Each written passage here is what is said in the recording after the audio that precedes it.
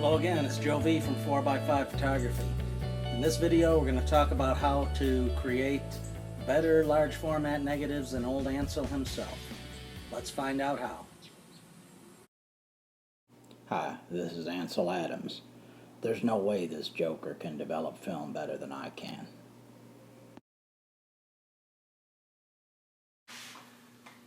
So I found myself way behind, and so this weekend I spent a lot of time just developing some film. And even though this video is titled Creating a Negative Better Than Old Ansel Can, I'm here to tell you that unfortunately I can't create a negative better than old Ansel. I told you he couldn't do it.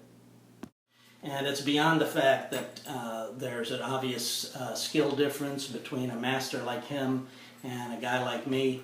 But the fact is there are foundational elements to how I do large format photography that don't allow me to practice the same kind of process and elements that he defined, really, that he perfected.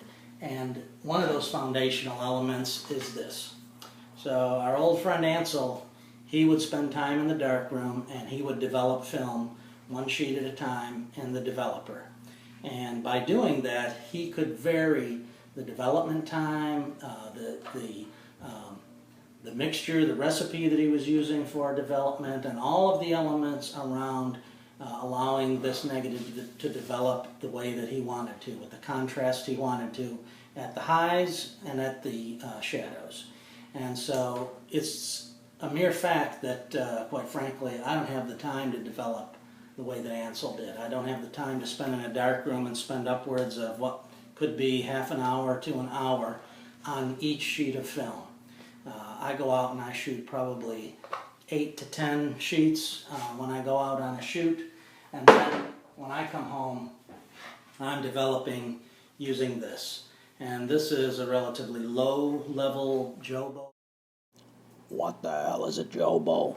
Daylight film processor, and I load my films onto these different size spools, and I can develop at one time up to 8 sheets of film. In fact, I always do develop 8 sheets of film because I want to maximize the use of my chemicals. So my problem when I develop that Ansel didn't have is I can't use the zone system that you may have heard of to determine the exposure on a sheet-by-sheet basis. I have to practice the zone system in a manner that allows me to apply the same rules to all of the film that I'm shooting, and then I can apply the same set of rules, the same recipe, the same process, the same timing to all the film I develop.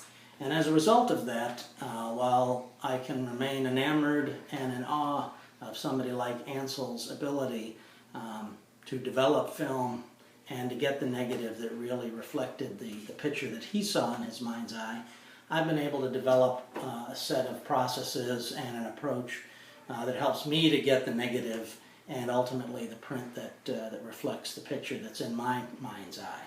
And so that's what I want to talk to you a little bit about today. We're going to cover how to use a modified zone system when you're stuck with multiple sheet development and where you don't have the luxury of developing one sheet at a time. Modified zone system, my foot. Let's see what this joker has to say in part 2.